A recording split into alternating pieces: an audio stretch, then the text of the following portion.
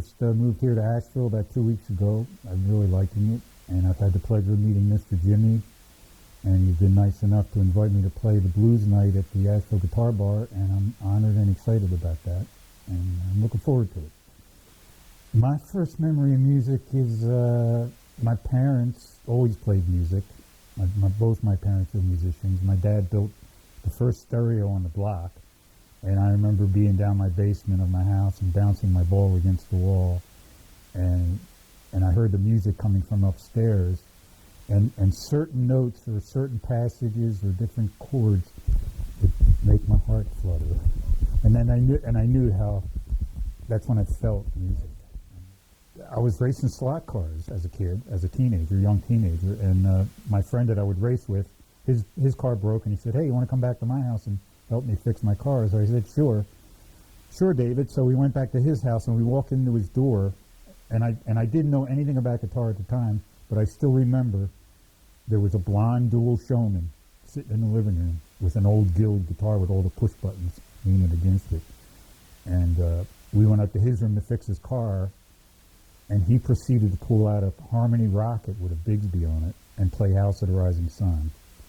And at that was the point I went, oh, yeah, that's what I want to do. So that was probably the first song I learned was House of the Rising Sun. My dad had a guitar. He had an old Dan Electra sitting around that he used to play through a tape recorder. So I was using that for a while. I'd go home every day from school and learn 3 chords every day. And because back then it was like, you play rhythm or lead, you know. So I was a natural rhythm guy, so I played rhythm, you know. That was, you know, and they saw I was serious, and they bought me a 3 pickup K hollow body Swing Master, which I wish I still had, but I don't. I got to see a lot of cool bands in the 60s and 70s just because of where I lived, you know. Saw Hendrix, saw Jimi Hendrix, saw Eric Clapton with Derek and the Dominoes, you know. Saw Moby Grape back in the day, you know. Saw a lot of good, Janis Joplin with Big Brother and Holding Company. I feel very fortunate that I got to see those types of bands back then. You know, there was a lot of soul in Philadelphia, a lot of soul music coming out, and so a lot of the bands that I was in the 70s and 80s were soul based, actually. You know, James Brown bands and rhythm and blues bands, and so I took a lot of that in. Yeah, I never took lessons. I don't really read music. I just learned from listening to records and playing off the records. I'm starting to write.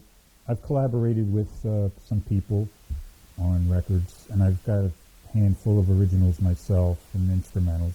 I tend to write some atmospheric instrumental stuff.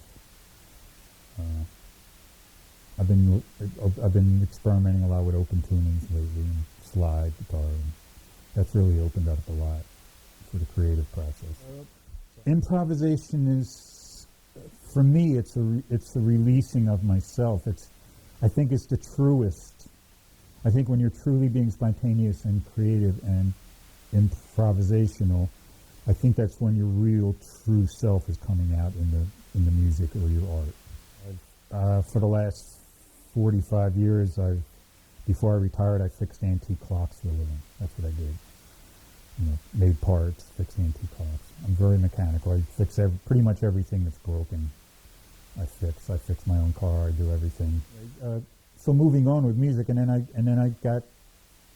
It eventually came back to the blues, and then I realized, you know, all the stuff I've been playing since I've been growing up was actually blues based. It's all coming from the blues. You know,